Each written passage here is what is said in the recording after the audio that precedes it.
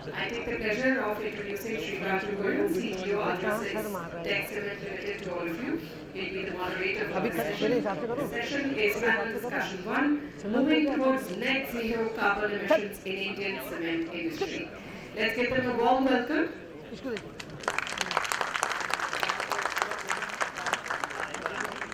I now hand it over to you, sir, to take the session forward.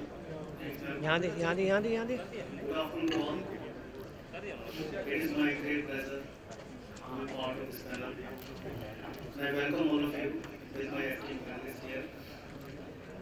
Although they don't need any introduction here, because they are well known in the cement industry, but as a formality, I will try my best to summarize their personality in a few words. Shri Jamshed and Cooper, Managing Director, HeidelbergCement India Limited. He holds a graduate degree in the science and the post-graduation in business management. Holds around 38 experience in the cement industry. Out of the 20 years, he worked in the HeidelbergCement and Goyal Manufacturing Company Limited. His expertise in corporate management, cost leadership, strategy building, brand management, logistics, channel management, rural marketing, project, human resource, and the operations and procurement. He is also member of the board of governance of the NCBM. So welcome, Raju. And then we have Mr. Kiran, Managing Director, Wonder Cement Limited. He holds a bachelor degree in mechanical engineering, MBA in finance. He also has 30 years experience in the cement industry in India, Philippines, and Vietnam. His expertise is in manufacturing, operations, project, and well known for the technology-driven approaches to stakeholder management and the networking. And we have Mr. V.S. Narang, Technical Director, My Home Industries Private Limited. He is a Wedag in electrical engineering from IIT. He holds almost 57 years experience in the cement industry, including My Home Cement, Cement, and Dalmia paper mills. He has served various chairman positions in the Southern Regional Committee, Research Advisory Committees, Infrastructure Development Committees, member of Board of Governors of NCB. He is also chairman of the Technical, Environmental and Mining Committee and member of Management Committee of the CMA and FIMI. He also received the Bharat Lifetime Achievement Award from Bangalore-based social organization. And then we have Mr. Matthias from Chief Technical Officer from member of Board of KSG. He holds master degree in mechanical engineering, process engineering, and 25 years experience in operational industrial engineering and innovation excellence engineering.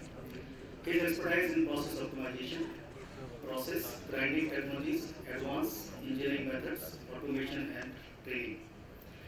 He has several patents and number of publications he has in his name in the international conferences and events. Yes. Then we have Mr. Ganesh Jirkuntwar, National Manufacturing Head at Dalmia Cement. He holds a BE degree in mining and MBA. He has more than 29 years experience in manufacturing, logistics, strategic planning, project and management. He started his career with Tata Chemicals and then he worked at L&T Cement, UltraTech Cement, Cement, served various leadership positions in India, Canada, US and UK. He is also well known for the debottlenecking operations, enhancing profitabilities, establishing system processes, and his leadership quality for growing the future leaders. Welcome, Ganesh. And we are waiting for our Mr. Mohapatra. He will be joining us after the opening the exhibition there. He is hold a PhD in the cement mineral chemistry. He has 35 years experience, out of that 22 years in the team and 13 years in research academia. He also worked at the Humboldt Cement, UltraTech Cement, and Dalmia Cement prior to his position. He chaired the Cement Sectorial Committee in BE. He is also member of various committees, NCBCBs, BIS, CSI, universities, and places. He also published out more than 130 papers, and he is also guiding for PhD students in this capacity. So guys, after the complete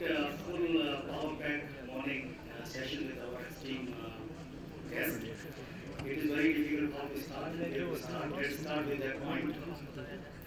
We say that in 2021, the CO2 emission globally is at 2.5 gigaton out of 36.3 gigaton, which is equal to 7% of the CO2 emission in the globally cement industry is counted for that. If you convert to that to the Indian context, India is about 56%, which is reasonably almost equal to the global emission norms.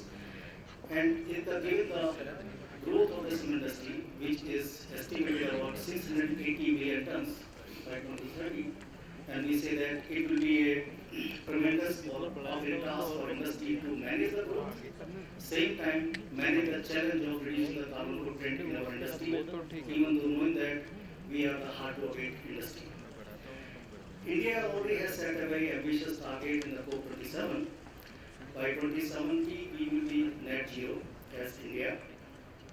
And although we have taken a lot of challenging commitment, because we say that the Indian growth in the sector, which is hard to abate, per capita energy consumption increasing, ensuring the energy security, and tracking with the rapid urbanization. This is a good challenge to have. But here we say that the latest report of IPCC says that to achieve reduction of 1.5 degrees reduction in the temperature, we should be having a net zero carbon dioxide emission by 2050.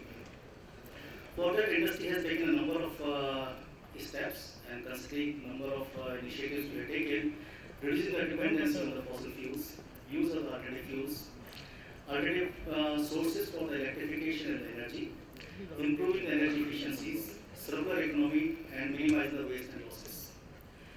As in the morning we said that we started journey about 2002 for our carbon roadmap, but in 2012 the roadmap was developed with the help of international energy agencies and Cement Sustainability Initiative and collaboration with the CII and NCBM.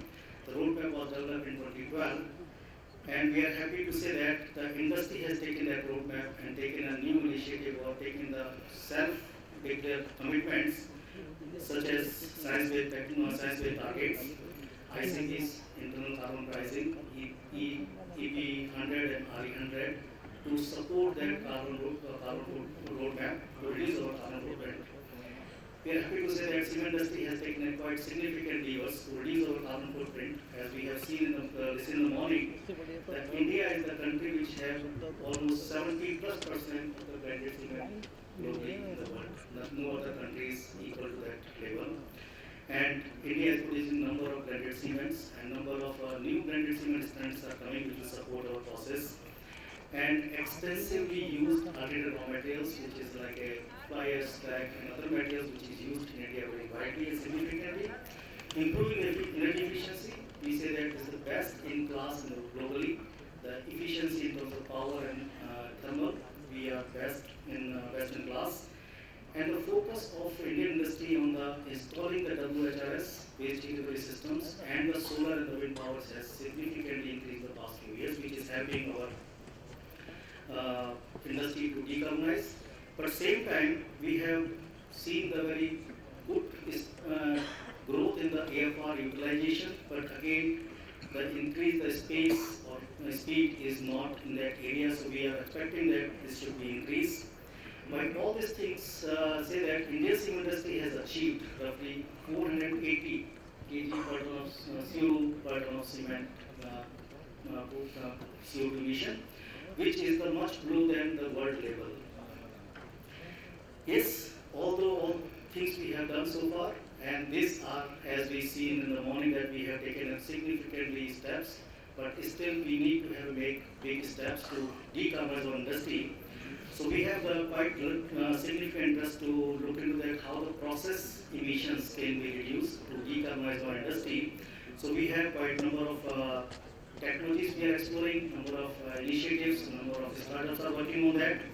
So on that note, I would like to open the session with our experts to listen that what Indian industry needs to do extra and different to decarbonize our industry. So let's hear that. I will be posing one question to all of you, sir. So we will take a few minutes to answer that. Let us say your views. So as you know, sir, we have committed in the 2017 to 2026, we have committed our initiatives and we have reviewed and confirmed in the COP 27. So we'd like to know what are the, in your view, what are the changes and what are the progress has been seen in the COP 26 by the COP 27. So we can start from the start. Yes, Raju? This COP26, that is 26 session was held last year in Glasgow. Most of the industry experts and also from the countries including India are represented there. And it itself shows the importance of that meeting and how entire globe is looking for the climate change. And what I could see about few what you call important points what we discussed there, such as net zero and the temperature limiting not more than 1.5 degrees Celsius, then also accelerate what we call the reduction of coal-based operations, then converting your petrol diesel vehicles to electrical vehicles, and some more points were there. And most important point was on climate financing. Something was talked about $100 billion will be there. That's one thing which is slightly on a concerned part. Based on that, India also prepared their roadmap and submitted. And he said about on 5 nectar, this 5 nectar elements of Panchamrit, what you call it about. We said about 500 gigawatts non-fossil power will be generated, capacity will be there. Renewable power, 50% of renewable power will be there. And we talked about the intensity of carbon reduction. So these action plans are already there, and people are working. Along with the government and along with the industries, both have taken these steps on very, very aggressive. You can see the plants, you see the companies. We are closely working how to make net zero is the most important part of that discussion. And some of the industries have also signed. We talk about EP100, we talk about RE100. That all things we can see that we are in right direction. I don't think that we are not that one. But sourcing and financing climate is a little bit concerned. But we ask about the at plant level or at the functional level or at the companies level, they meet the importance of this net zero. Net zero is not only we talk about the climate point of view, net zero is everywhere, whatever work we do. Even water positivity also important for us, sustainability also important for us. Of late, these points have become discussing point in the board. And if you see about a couple of days, nobody knows about what exactly we're talking about in net zero, but we are in right direction.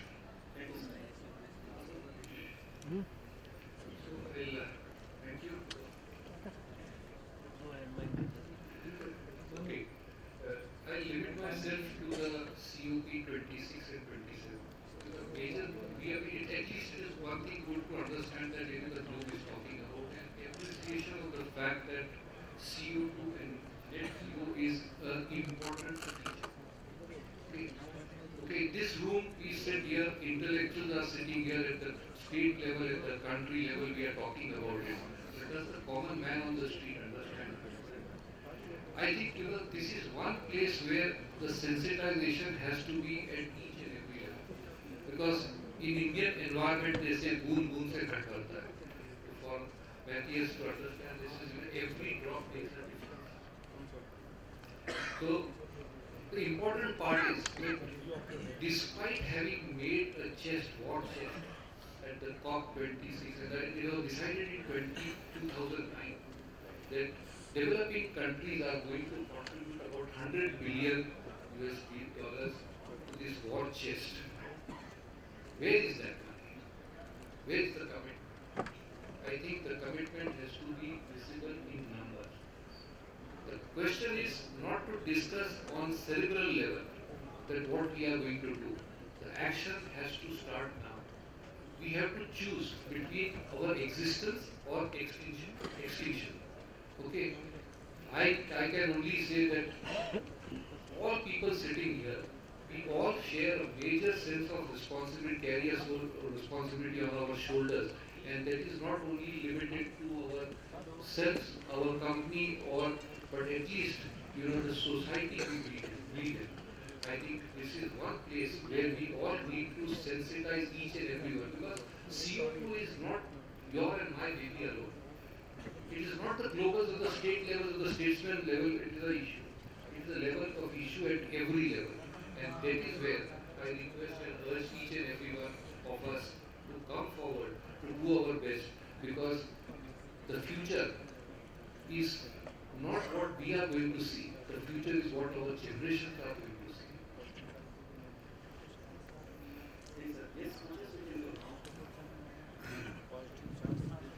Yeah, for me, I will try to keep my speech rather short. For me, COP27 is a disappointment, to be very honest. And I'd like to add up to what Mr. Cooper said. There seems to be still some miscommunication around. I hear people always talking about the destruction of the world. We have to avoid the destruction of the world. This is not the case. The world will get along without human beings quite nicely. It has for a long time, and it will for a long time. Reducing CO2 and decarbonization is to save the living conditions of us on the planet. In that respect, COP27 was for me a disappointment, but that doesn't cut me off, because what we need to do is known already for quite a long time. There have been roadmaps around, especially the cement industry has been facing very actively this challenge, and it's a huge challenge, maybe surely of unprecedented size. But also, it is inevitable, because there will be no future without cement. I'm repeating this statement again and again and again. There will be no future without cement. The types of cement may change, but cement and concrete, as man's most produced products on earth, we cannot live without. So one thing is sure, there will be no future without cement. And the second thing, we have to decarbonize. So if we accept it, then we can turn to the question, what can we do? And we can do a lot of things. Low-hanging fruits and long-term actions we have to take, and we just have to follow the course of these roadmaps. And we have to do it, and we have to take the action now.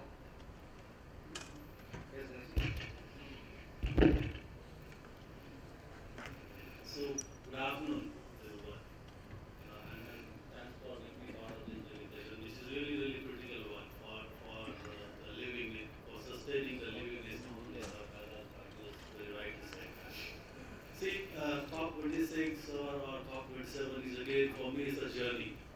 It's a journey for creating a roadmap whereby we can create we can sustain the livingness reserved for our future generations. The roadmaps can be different, I think, the way we have seen. But one thing I've realized on this journey from COP26 to 27, people have realized there is no way we can achieve these targets without creating and making people aware on the ground level, at the ground level. I think there is a huge focus on creating awareness at the ground level. Second thing I have realized is the collaboration level. I think it is not only left to the government dialogues, but I think all the stakeholders are getting involved in this. And that collaboration is really good, will help us in achieving what we have done. See, every nation has taken the target, like India has taken the target for net zero by 2030, but 2070. But as the Secretary DPIT mentioned in his inaugural address, we are not really pushing our targets to 2070, but this aggressiveness has been building up right from 2030. Right? We are not looking at targets at 2030, what we will achieve, and then posting it. See,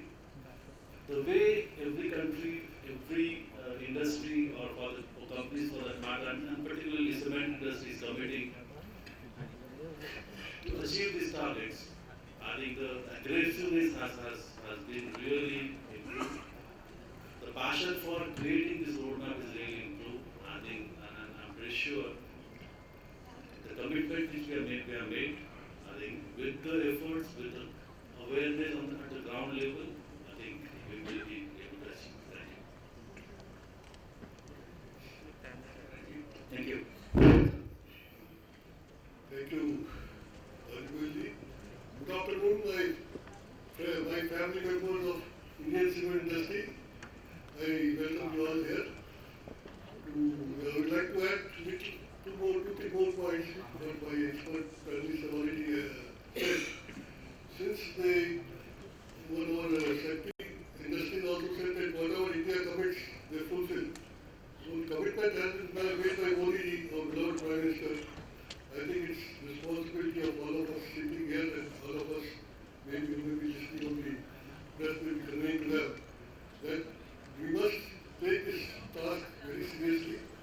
And of course, a lot of collaboration will be required between government and all stakeholders, industry, and but my two, three points that I would like to be conveyed to the government at this stage, since the commitment is very serious. Government also on their part, they should come out with some sort of action plan or legislation so that this process is accelerated. So my two, three suggestions that I voted on, we just got jumping down. One is that we should have mandatory GHG reporting, so it will help to accelerate the process.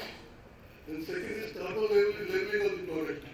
If carbon labeling of the product is done, I think people will become more aware and they will be more sincere to their duty also. The third is that fiscal incentive. Of course, our secretary has already told that some green finance is available, but I don't think industry is aware of those initiatives still taken by the government. I request this gathering here on the NCBM who is organizing this seminar or conference to convey to the government that there should be more publicity also to whatever initiatives or whatever financing they are proposing to give. And what are the categories that should be publicized more and more circulation of those incentives should be given by the government. The third point is that this higher RP obligation, of course we have RP obligation at present, but if we have to achieve the target of 500 gigawatt as our Prime Minister has committed, I think higher RP obligation will be required from not only cement industry but all the industries to accelerate the process of that. Achieving 500 gigawatt target. Then, of course, lot of things are being said by ease of doing business. But of course, I'm sorry to say that with my experience in the industry, the ease of doing business, of course, lot of improvement, lot of visibility is there in the central government. But I don't find similar eagerness or similar eagerness to implement ease of doing business at the state government level. Maybe some state government may be doing better than others, but my experience in the industry so far, because as Mr. Patil said, for the last 57 years I have been working in civil industry. State level, those initiatives are still not taken very sincerely, and this can be communicated to various state levels also through this panel. Then of course, one thing what I noticed that last week we had another similar conference at Hyderabad where Mr. Raju also was the coordinator. So today we are having at Delhi. Maybe after 1 week or 10 days we may have it some other place by some other organization. But I feel if you have to move as a team, as a country as a whole, or as an industry team as a whole, industry body as a whole, all these industry bodies like CII or CMA or NCBM, and then DCCA, all these industry bodies, I think we should try to bring them together under one umbrella so that the whole process gets accelerated and we achieve our targets much faster. That's my humble suggestion. Thank you. Welcome, Matthias sir. Matthias sir, always right time, right place. Welcome, Matthias sir. So, Matthias, just I think we discussed that first point. I think the point came out from very clearly on that. I think we say that the one very key point Cooper mentioned that translate the targets and translate the language to the common man which can understand properly and take the action accordingly. As in they do their own bits because everything cannot be done by somebody else. We have to take the part in our implementation. And we discuss about the climate financing or the area which can be also looked into that in the COP 27 and 26. And we discuss about this, I think it's very points here that the roadmap will help us to take our next step. Awareness and collaboration and reporting and incentives. These are the few points came out from the first round of discussions. Let's move to the other point. I will just put up everybody into the spot now, so I will ask a very direct question to this one. So as we all say that we are focusing number of initiatives and number of items in the decarbonization industry. My question goes to for all the panelists. One question: what Indian industry should focus to meet our new net zero commitment in the committed time? Okay, let me take this. Please. You know, the Indian cement industry undoubtedly, as Raju said, that we are 70% of blended cement. I think Indian industry does not require any recognition or any spotlight in the global level. Today we are at against 625 kgs of CO2 per ton of cement. Today India is already at 582 kgs. See, where is the CO2 which is the major weight which is there? And that is one thing which is our clinker content. Today India, if I am not mistaken, my calculation back of another government says that we are at a 71% clinker factor on India. Okay. Now if we have to go to which is our blended cement which takes 62, there are two things which one has to do. One thing is, the government should, the point which was made for earlier also by the CG and the panelists, okay, and I always been saying the same thing that don't go by the recipe of the food, go by the taste of the food. That is the output of the recipe of your product. As cement, what do you want? No cement company will produce a cement which is going to be inferior in quality and this and everything. The government should, or the BIS should form norms that the product should comply with these specifications, not the input rate.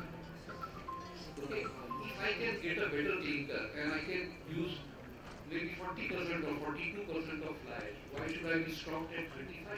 The question becomes here. Today, from every percentage of 1% of carbon of clinker factor if we reduce in India, we save close to 3 million tons of CO2.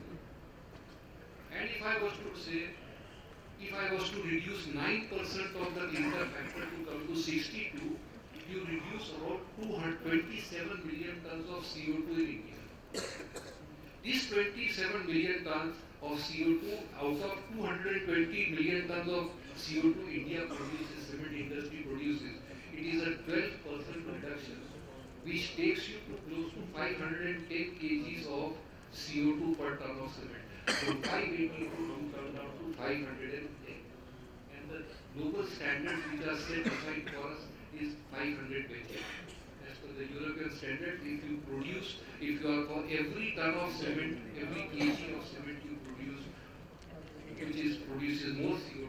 So anything above 500 is going to be penalized to you at 87 euros per ton of CO2, which is costing you 32 rupees a bag.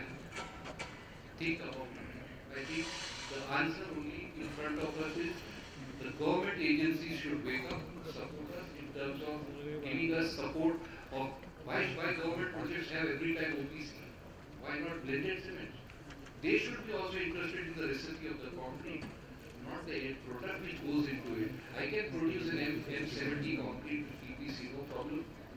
But if you are going to tell the government contractors to use only OPC as a product, then you are not doing. The government has to step forward. I think as the industry, many of us who are the part of the industry are trying to do the best of our product. I can at least say from HeidelbergCement point of view, one of my companies, which is HeidelbergCement India, not Zuari, is 100% blended cement, and it has been remained, and I've kept it like this without batting an eyelid, despite my team saying no, we are produce OPC, but I said we will not. I have told the license of Thanks. Very good, very good. I think very valid point what Mr. Cooper said. This is really tough for all of us, especially in the marketing field. When you want to stop OPC, they say these are the orders from the government. It is clearly written in the what they call contract or maybe in the tender that you have to go only for OPC. As long as your concrete is meeting the requirement, the construction, why government should put the OPC in the tender? This is what the change is required. Today morning also they were talking about what government can do, how government can help us. There is one area from NCB's platform or maybe CMA platform to be reached, to be conveyed strongly. Because you know that in the market, when you compete, especially marketing team, when compete the OPC and PPC, OPC is like a 24 karat gold. It's 24 karat gold. If you start selling OPC, what is going to happen for your natural resources, limestone? Somebody said about 30 to 40 years life of limestone is there. Then if you all convert into OPC, without knowing it's whether OPC is good, PPC is bad, non-compatible with the OPC, just saying in the tender document, I think that's one change is required. That's I also strongly recommend it. Other than cement industry should focus some of the industries who are very close to cementitious material, especially east part of the country where slag is abundantly used. The BI is said to go up to 70% of slag, you can use it. So I think that's one area where cement industry can think to convert more on slag-based cement. Now there are some areas where calcined clay is available. How the calcined clay can be used along with the cement or along with the fly ash, where the fly ash is a scarcity, there you can again minimize the usage of natural resources. There are a lot of opportunities and avenues available. Industry has to look at from different angle to meet the standards and requirement for which the government and BIS have to work together to give some kind of relaxation for the standards. That's my point. Yeah. So, while congratulating Mr. Cooper for 100% blended cement, I must learn something from him who has done it. But of course, we also been trying it. I know also we have been trying our best to reduce the clinker factor, but there have been some challenges, and we are trying to overcome those challenges. But only point what our marketing team said that most of the OPC goes to ready-mix plants.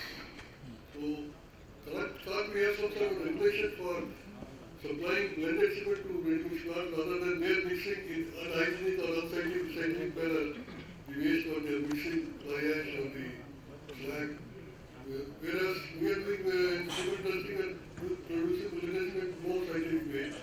So I think there can be made some awareness to the users or to the end users of the cement also, how to conserve OPC and how to conserve the natural resources. I remember I was in the team when this PPC was first introduced in the country. I was part of the team to promote that fly ash. So the number of challenges what we met, and it took almost 5 to 6 years for us to convince the customer base and the end users that PPC is not adulterated cement, but it's a good cement, cement as OPC. But for certain application, of course, you can use OPC. But those are the challenges which industry has faced in the past also. And we think that similar challenges we should overcome in coming future also. So, medium term, of course, as Patil has shown, reduction of clinker factor in the first the medium term. When usage of waste power, I think our industry is already very active, cement industry is very active. And improvement of TSR, of course, big targets have been set. When I was the chairman of CMA Technical Committee way back in 2010, we set the target for 25% TSR by 2025. But unfortunately,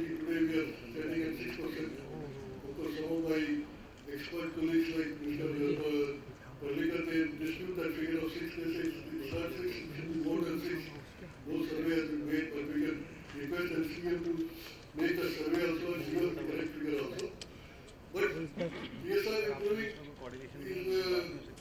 needs a lot of challenges. We also, presently we are at 5% TSR. And our company has set up a target by June 2024. We are going to increase to 25%. Already we have taken very aggressive steps.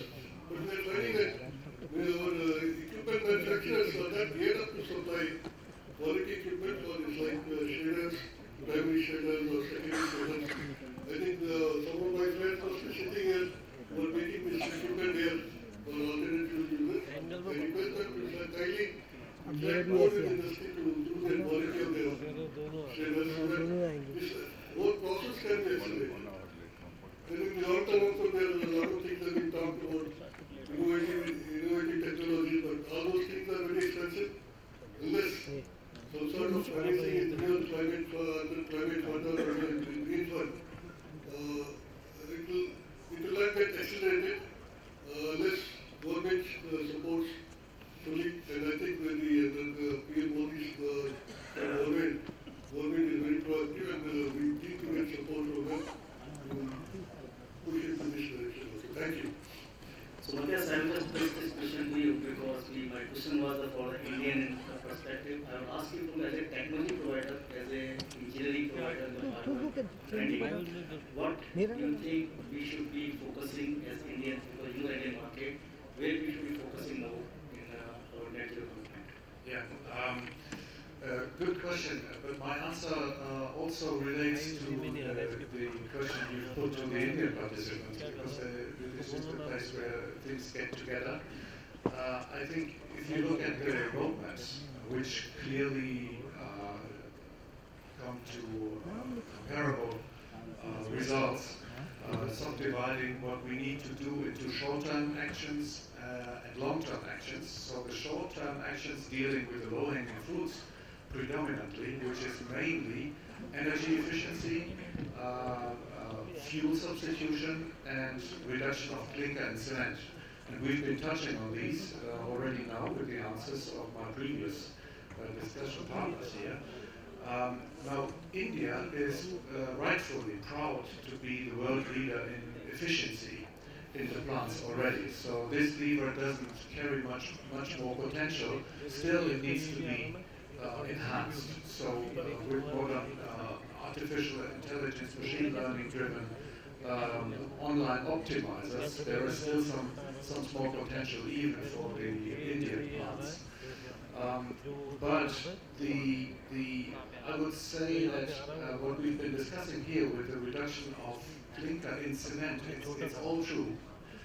But I think it's very complicated because there's a whole range of participating bodies which need to align, starting with the government.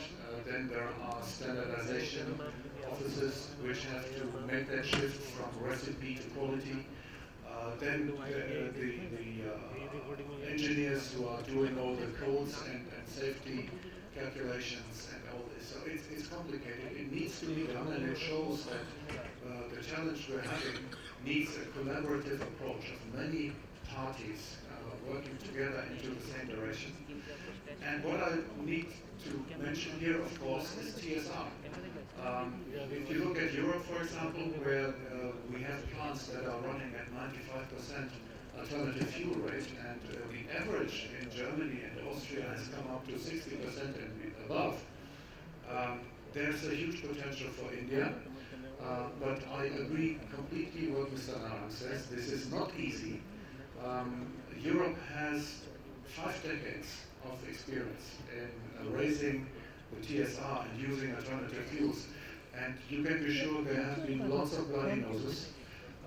But the good thing is, and again, it's a question of cooperation, India can take benefit from the experience gathered in Europe, and we equipment suppliers and internationally working companies like HeidelbergCement, for example, and others who do also run their operations in Europe, for example, they can transfer this to India. However, not apples to apples, because the waste in India looks completely different than the waste in other places of the world.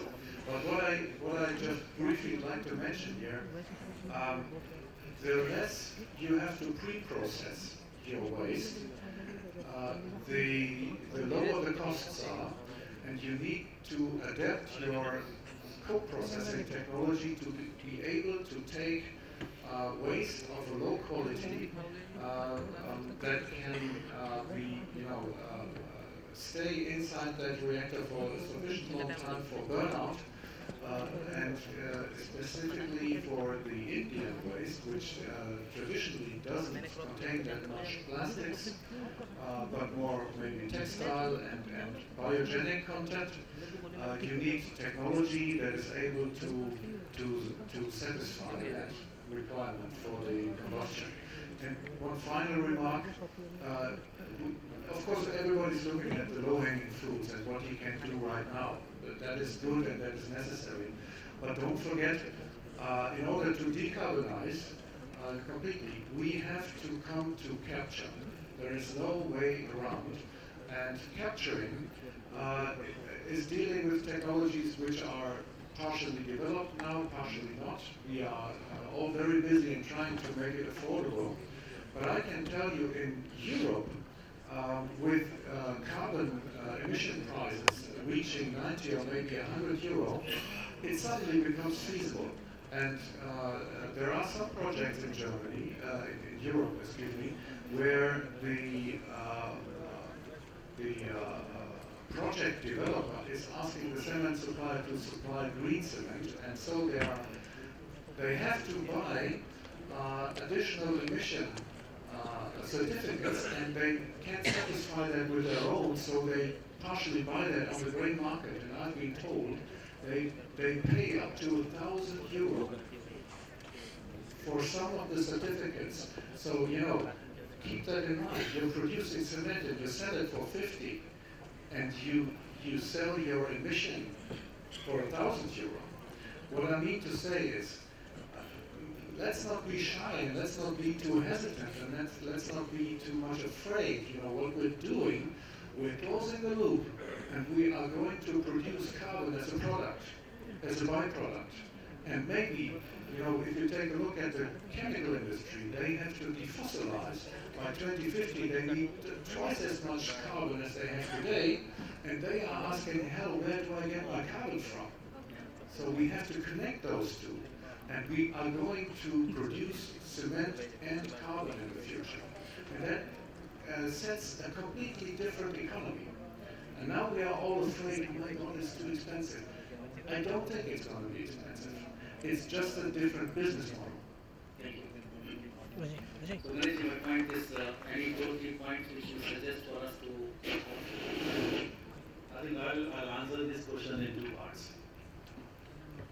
First part is internal, what I can do internally to achieve this net zero, and what's the external factors which we see.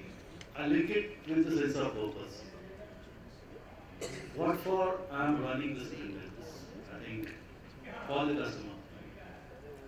For me, if I am able to convince the customer to buy my blended cement, I think my job is done. But then the question is, as a cement industry, we also need to introspect why they will buy a blended cement.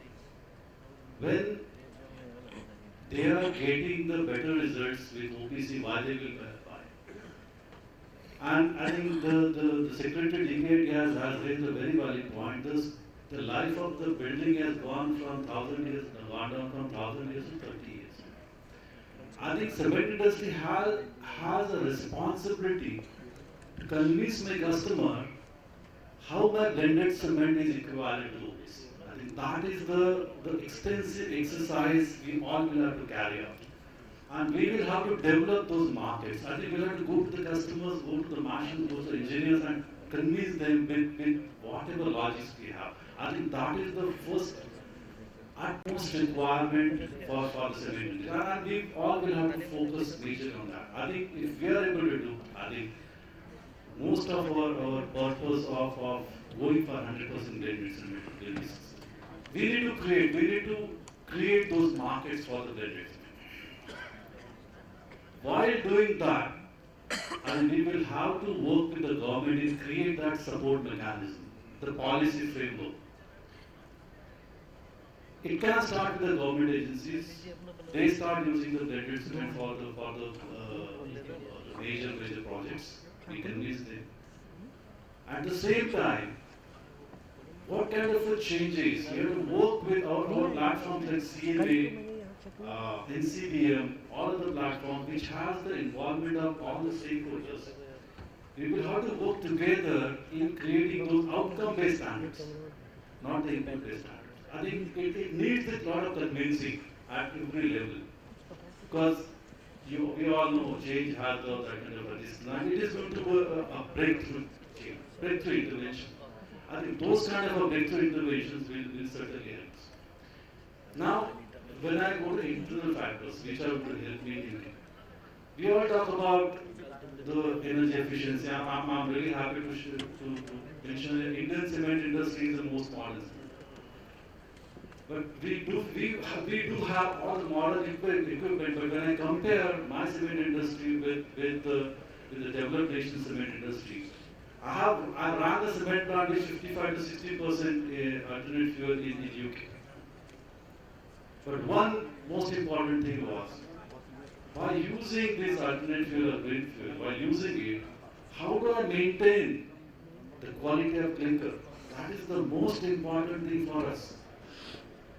It's very easy for us to get swayed by decarbonization, net zero, and compromise on the quality. I think that is the most important thing we all will have to work upon. How do I maintain the quality of clinker, which will create that confidence in customers' mind? Yes, the blended cement which has been produced from this quality of clinker is similar liking. I think that is the another area we all cement professionals will have to work, and I think NCBM and other agencies can help us. We talked about, I think everybody talked about the blended cement, and I can proudly say here that in East, if you see, Dalmia has converted everything into a blended cement. We don't have a license for OPC. Whether it's a PSC, whether it's a PCC, whether it's a PPC, with the best clinker cement ratio. At the same time, maintaining the quality. Second part I want to say is, we all will have to identify those levers for going to net zero. One is, we have talked about the blended cement, we have talked about the alternate fuel or green fuel. We also need to look at the renewable power, renewable energy. How fast, how aggressively we can go to the 100% RE power levels. You have internal investment as well as the government interventions. The policy for renewable are not that big right now. The government is really aggressively working on those fronts.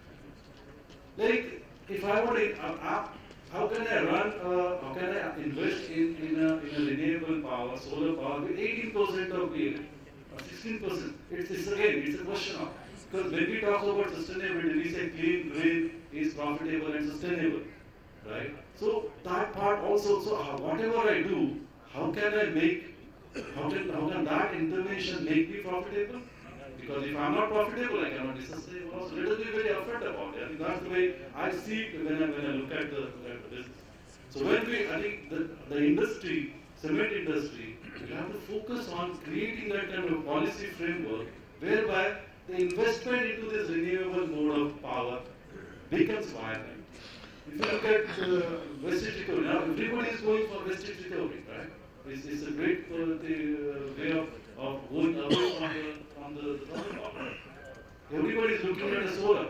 We need the government support in investing more and more in solar through creating the proper banking mechanism, creating how can I make economically viable storage so that I can increase the PLA from 80% maybe to 70%, 80%. With a lower investment, I can gain more. Right now, my investment is more, but my gain is less. Similarly, the wind power. India has a lot of wind power potential. I think we all have to focus on those. But at the same time, when we are looking at this, at every platform, we need to talk about what kind of a policy framework we need to create, what kind of a support mechanism we need to create, and I think the collaboration will help us in creating those platforms, have the discussions on those platforms, and then come up with a recommendation which will be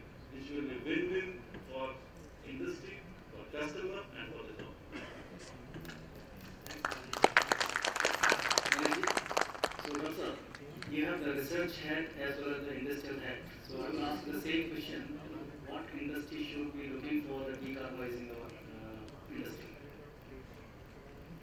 I have had all the experts here. All the experts are also. No doubt they are having a very good role in HeidelbergCement in India.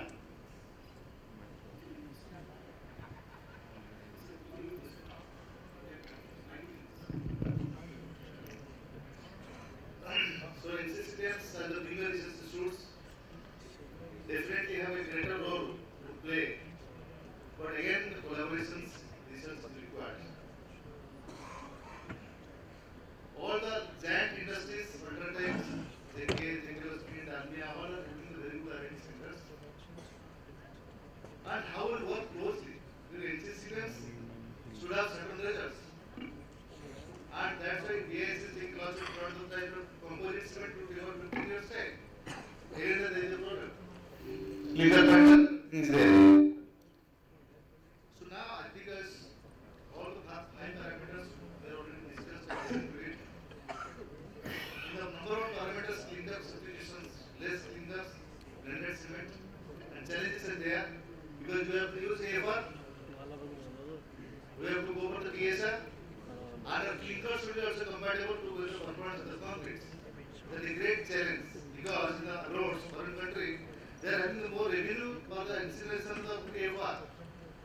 They may not be the revenue from the cement industry being selling the cement. At the same time, they are getting polluter preference score. And that challenge is not a clinker quality. But in India, I can proudly tell that we are using TSR. Some plant has already got 30-35% TSR. At the same time, we are producing clinker and also producing blended cement and selling to the market acceptable to the customers. No doubt. The time was there in the Dalmia cement when they started this blended cement in the year 1987-88. I started my career. When I conducted a conference in Bhubaneswar, I listened to people comments from the engineers. Right, it's a bit blended cement में पंद्रह के कच्चा दूसरा माल बेचेगा, अब bag देकर launch देकर काम करेगा. That I recall that period of people started this thing. Now see that customer wants more than 55% slack. Why? Who has educated it? And the clinker, the slack was more than the clinker was now. And this intrinsic property of the benefits that has gone to the markets and also gone to the customers. They are told it.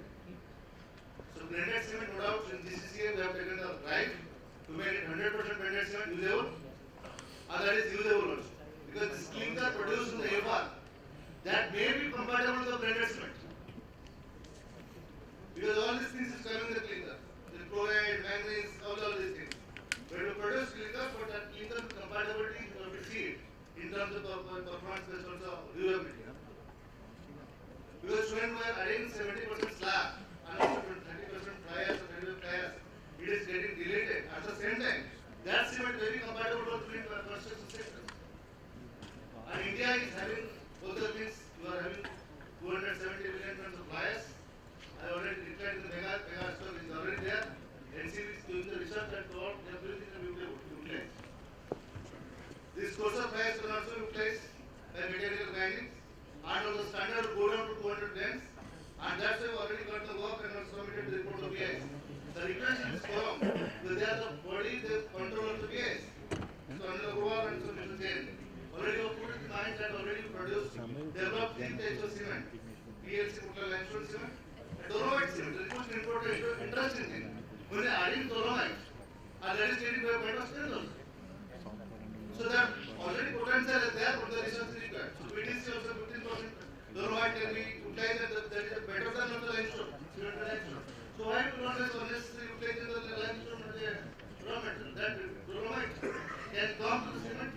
At the same time, solve high levels of limestone to come to the clinker because they are unnecessary wasting. 6% NGO are there OPC. That the time is there, but we are producing 72% blended cement.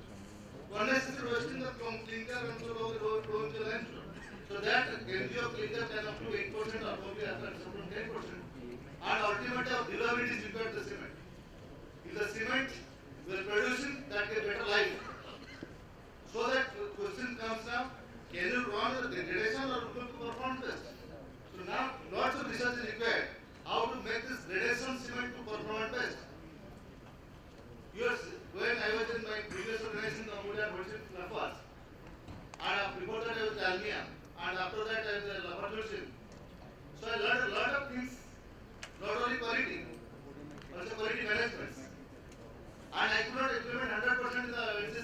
I want to implement it.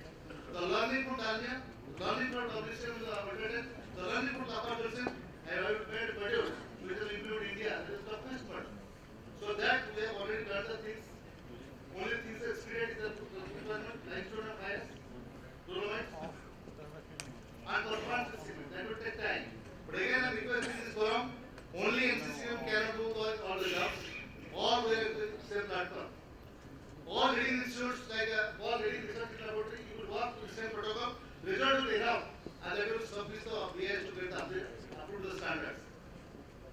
So already after the joining of the NCCMs, I have already completed 4 years.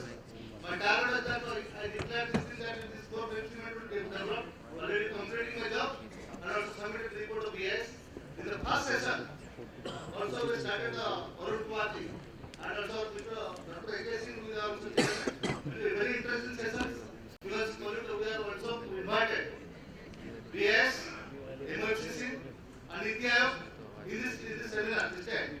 So everything they will learn it, and also this will put up the government of India to get it experienced. And our technology and also prepared secretary are very positive and they told that everything is doable. He is using the word everything is doable. You take the things to us. So with this spirit you should go ahead to work. Thank you very much. Thank you. So I think the researchers talk about the commercial and the business. You can see how the passionate is about these speeches. So I think my whole audience has noted down number of initiatives and number of initiatives and levers which can reduce our CO2 footprint as well as net zero emission can be achieved. Now go to the second session. So I keep the session about 2-3 minutes per person. And my question will be very specific. What we have done in this, you made my life very easy because you give me a lot of ideas how to do it. It's very difficult for me to choose which one, but I have chosen few. So let me ask a very specific question in the random order. So Kukas, I start with you.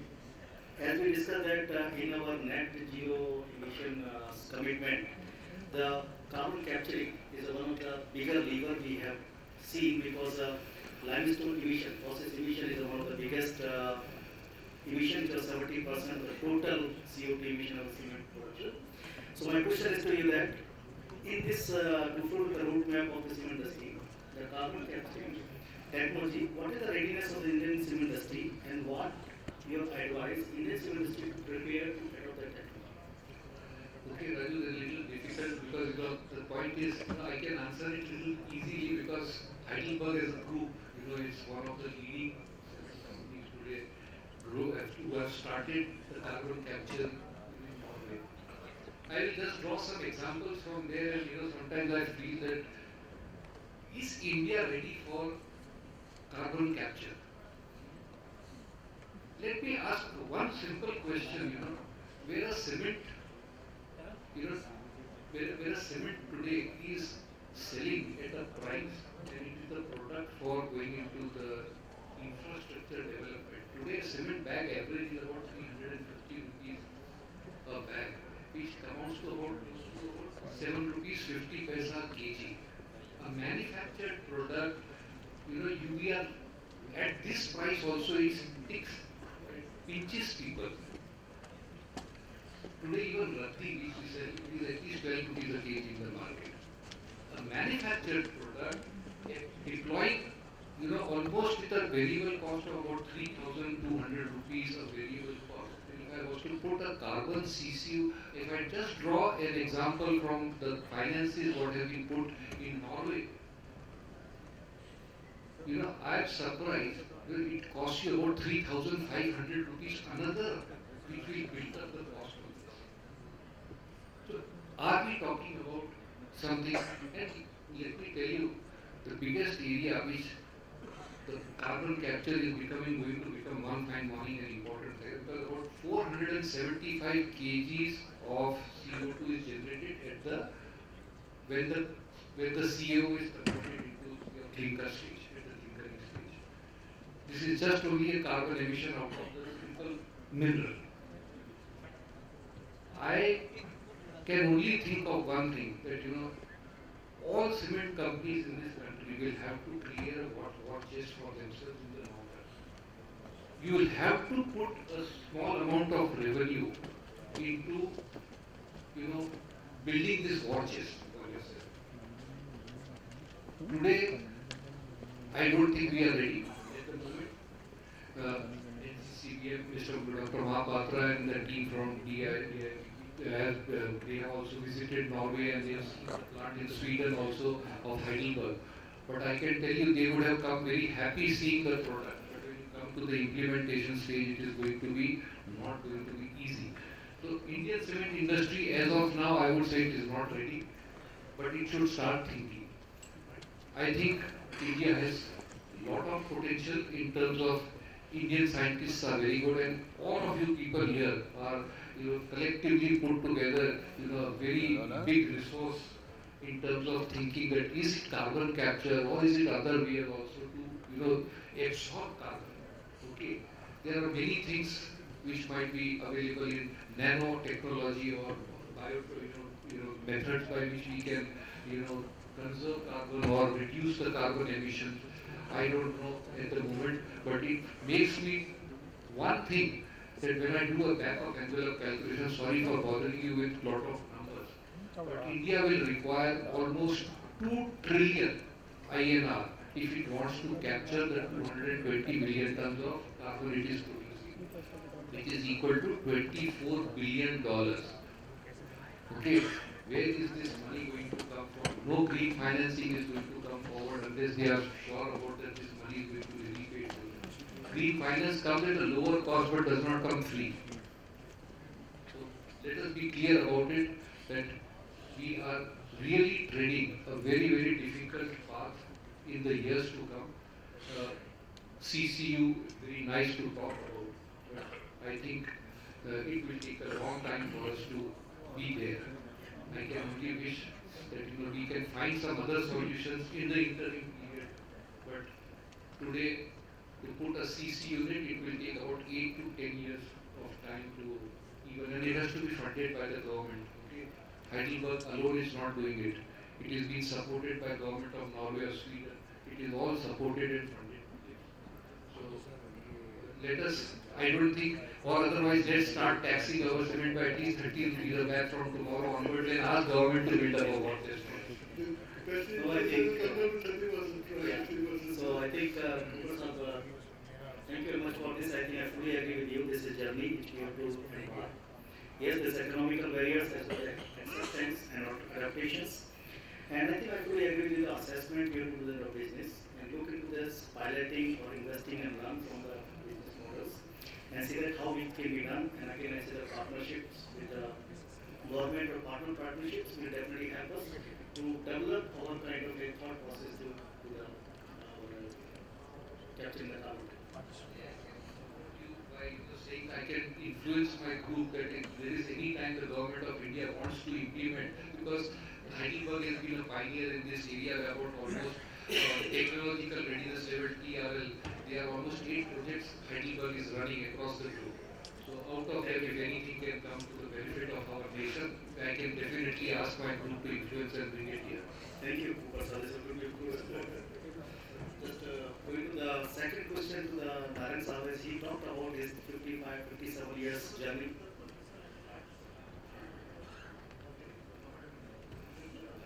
Please do that. Can you use the mic, sir? Can you use the mic there? Left. Hello. Yes, it's working.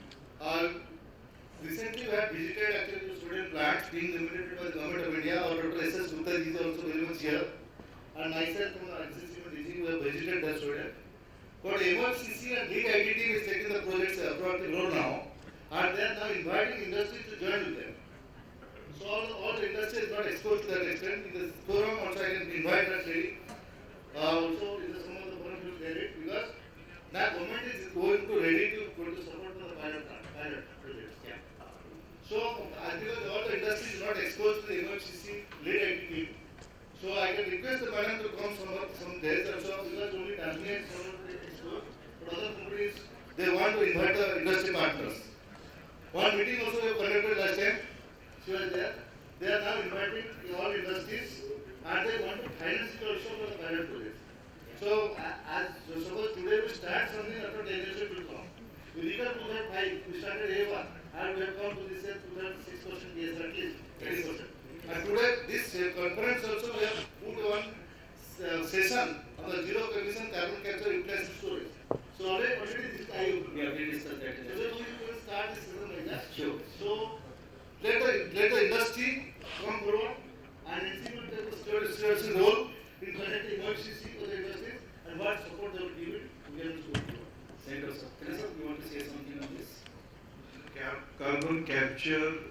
storage and transportation. In fact, it was started a couple of years back when I was working in an earlier company. Carbon capturing from where you do it, maybe from the process, or maybe what you rightly said about you have kind of investment, the concrete which have been demolished, where the carbon can be concrete can be again crushed, you can use. But is it really need of a day? Because that kind of investment, if you want to put in front of someone, nobody will think of that. Other than those CCU, carbon capture, storage, transportation, we have got so many things which we can do internally with the help of maybe NCBM and government support. I think the focus should be on, I don't say that when carbon capturing, storage, transport should not be discussed. Like Mohapatra said about 10-15 years back, we talked about alternative fuel, we have come to 6% now.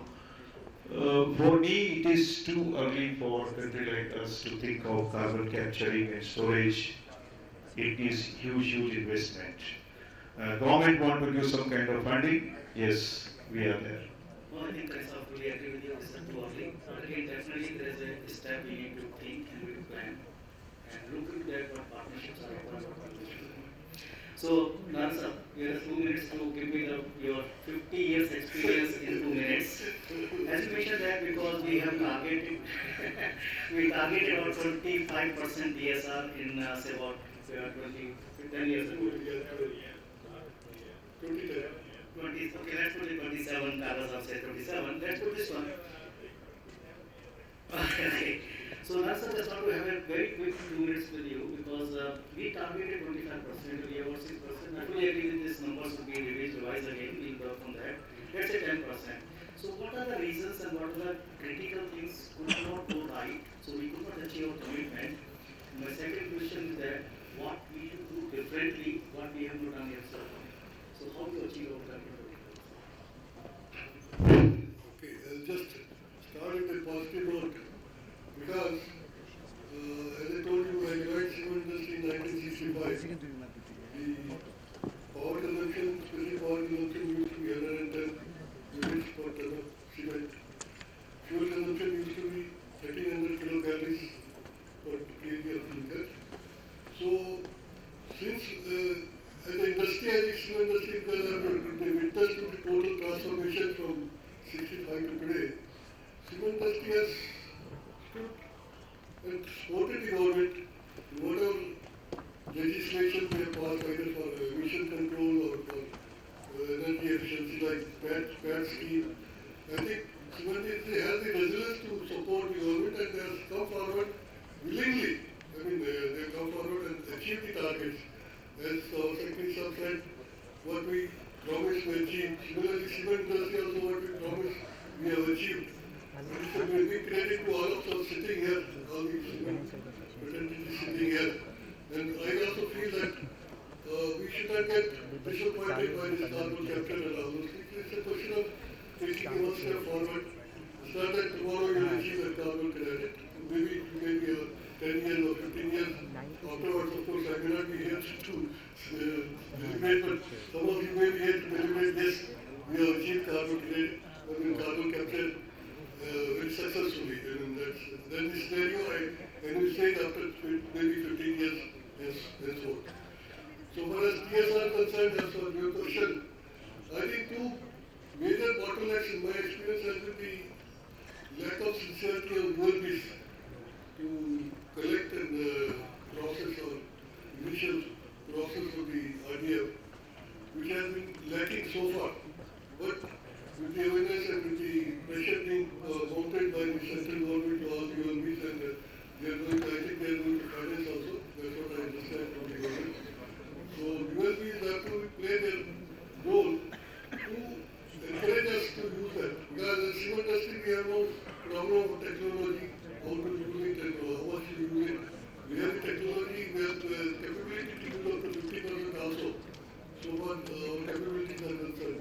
But as stakeholders, ULBs, and state governments, maybe central government, and our, as I told you, machinery manufacturers also work making this equipment for this usage of RDF. We have to, all of us have to come together as a team to see that what our targets, last I think CA calculates the system target of 30% by 2030. Of course, it's a tall target, but I think can be achieved. I'm not very pessimistic about it. I think we can achieve already this target for all of us are jointly fixing.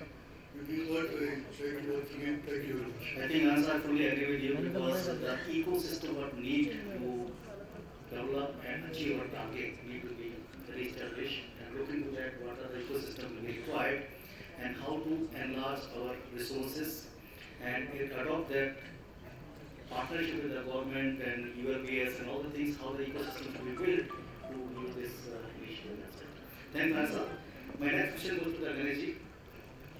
Ganesh, we know that this increase the energy efficiency is one of the drivers which Indian industry has significantly achieved the thermal and power efficiencies, excellence.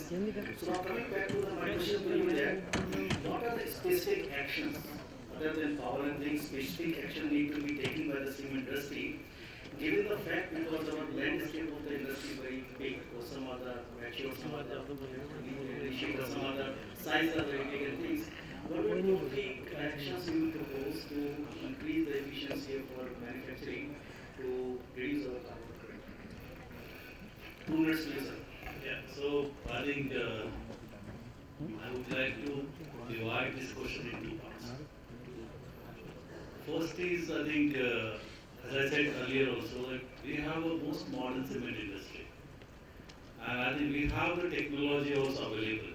And on top of it, we would like to go further. But I think, if you ask me, this achieving net carbon zero is again a mindset. And first, we need to get that belief that yes, we can achieve it. And then we start looking at it. It's not that easy. When we started the journey of your AFR or green fuel, a lot of challenges, but still, everybody worked towards achieving it. Right? And that's how you started coming up with the process optimizations, chlorine bypasses, and then green processing systems. And in Indian context, this green fuel alternative, the biggest issue in alternative fuel India is the consistency of the material, input material. And I think we're going to work on it. Second thing, which we would like to work as for the improving the manufacturing efficiencies, whether it's a power, whether heat, or the reliability, or for that matter, everything which is getting translated to the cost. What kind of innovation we will bring? I think cement has been a very partly conventional and partly non-conventional way of doing the things. More and more new things are coming, and then we are trying, do a lot of trials, and then failures, successes, and then put into the action. One thing I would like to add this here is because when we are looking at net zero, we are looking at improving our TSR, reducing the clinker factor in the cement, going for a renewable energy more and more, working with the government in policy framework. But one more thing I think I would like to add here is, we will have to move from cement quality to concrete quality. Okay. That is the most important thing. It's again outcome based, output based and outcome based. There are a lot of chemicals available. Despite of having a lower quality of cement, you can use those chemicals and give the same concrete strength. I think that is the way forward, and that requires the R&D. I think every cement industry will have to invest in R&D, whereby we will be able to come up with the breakthrough intervention, breakthrough solutions for achieving those outcomes what customer wants. Again, as a business person, I always go back to what my customer wants. And if I am able to satisfy the need of the customer based on whatever outcome I give it them, I think I will take it. So, make internal process optimization, just to summarize what you asked. Use the technology to improve my processes, improve my quality of my input material as well as the output material. B, look at the R&D, whatever R&D has to be, we have to invest in R&D. And third, list down those things what my customer wants. I think that will give me the So thanks, Ganesh. I think very valid point to mention that the technology provided to work for the digitalization and the AI also help us. And I think one very valid mention that find out the final product requirement. And the customer will educate them what they're actually looking for. And I think R&D can play a very important role in the whole application. Thank you very much for this comments.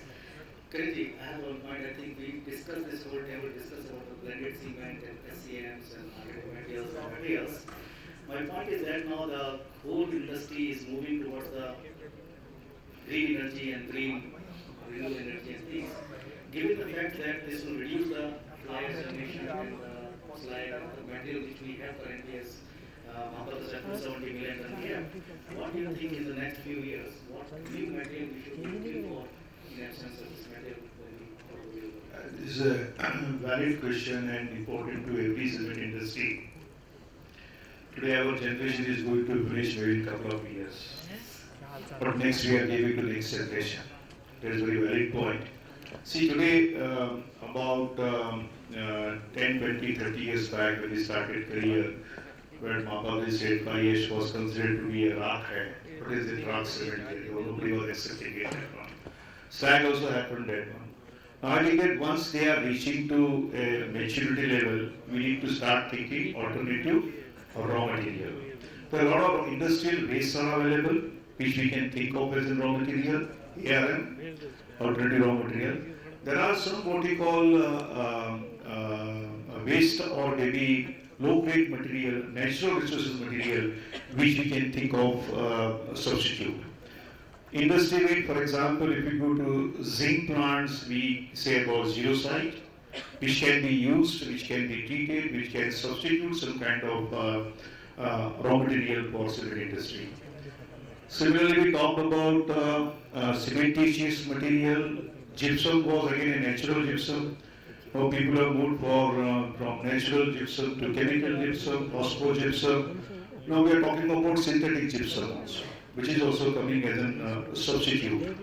There are a lot of the waste material available in industry, also unknown material available, natural known material available. With the help of research and development, I think we can make, we should identify those items, those resources, and see that how we can replace it. There is ample scope for other than slag and fly ash for blended material. Thank you, Kiran, for giving this confidence to our audience. We are having the options. We will look for options. And I think focus or emphasize on the R&D of the materials which can be industrial as well as natural waste. You asked about the calcine clay. I know calcine clay is not a new subject to industry. But how many of cement industry in India are using? But this is being used in other countries. Especially Rajasthan-based plant who are there, this calcine clay is available, very much available. Now again the cost. How this calcine clay is going to be cost benefit, cost effective. When the fly ash is not available, fly ash become more costly than calcine clay. Probably that can substitute fly ash and make the rest. No, that's I think very rightly said. Matthias, I come to you before I go to the Dr. Mohapatra. So, as we all know, as we all discussed that European industries are much more advanced compared to this part of the world, by seeing the net zero commitment and things.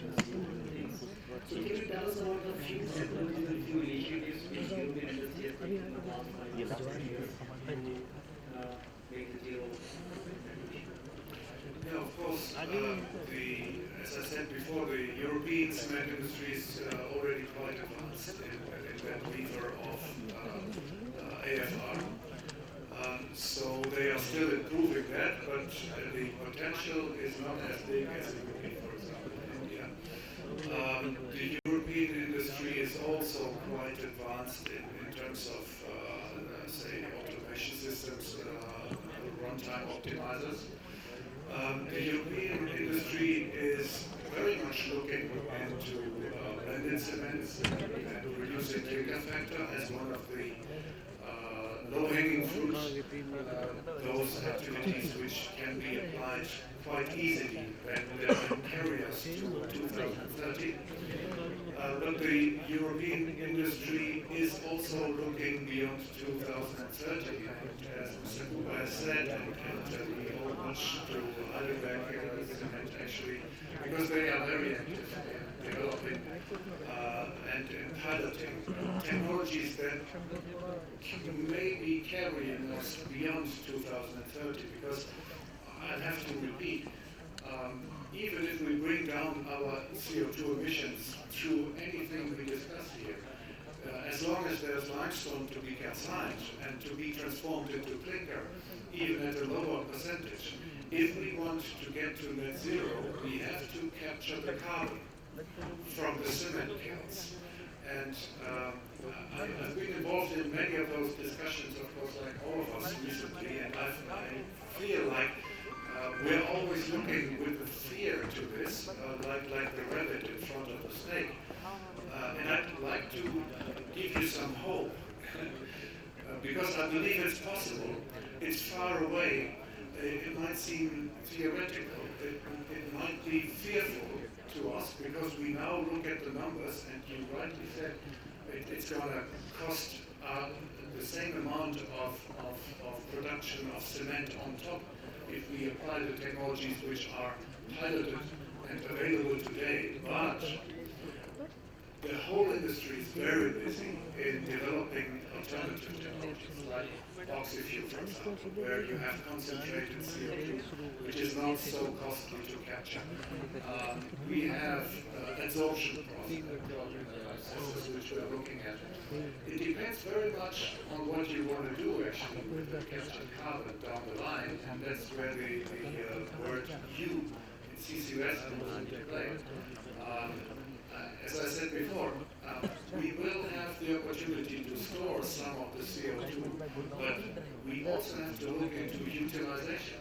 So we can recarbonize spent concrete. We can carbonize all kinds of minerals which we could use as aggregates. In the end, we will have to capture the CO2 from the stack of the cement kiln, and it will be possible. And you know, the sign of hope I'd like to convey to you, and I tell that not because I want to present myself as a non-trustworthy, non-serious businessman, but there are analysts who are projecting that the cement price will double. But the effect on the infrastructural project, it will punch through only to less than 2%. So what I mean to say is, maybe we have to just, reframe our business. I mean, maybe the cement price isn't locked in at the position where it is right now. And if we see the whole picture down the value chain up to the infrastructure project, then a price increase of 2% of the total infrastructural project tells me it's not impossible. And what we know today are the prices of pilot projects, of a technology which is amine scrubbing post-combustion, probably the most expensive technology we would be looking at. But we are all busy. We're working on oxy-fuel plants. We're working on different kinds of calcination. Expect something to happen and be available for joint piloting, because we need that cooperation. So next on this, I think, is the new technology which we also have in our roadmap. I'm sure that's much aligned with the European action plan also. So with this, I think we are on the concluding our session here. So it would be unfair if I don't ask if any audience has one question, at least one question. And because we are sitting between your lunch and things, I don't want to get pressed for that. So please, if anybody wants to ask one question to any panelist, I'll be happy to do that. Or questions, so please, everybody is very hungry. So I wish you all a happy lunch. And before I close, I think I can summarize this whole discussion in the one line, if I can say that, which I read from this COP27. Either we cooperate or we perish. This is Dr. Anthony said that one, I think there's a line, catch my eyes, catch my attention, which is that I can also come out the conclusion from this today discussion. We have to cooperate, look into that, what opportunities we have, and we have to do our own bit into the achievement of the zero commitment. Thank you very much. Have a wonderful second half after the lunch. Thank you very much. Thank you very much.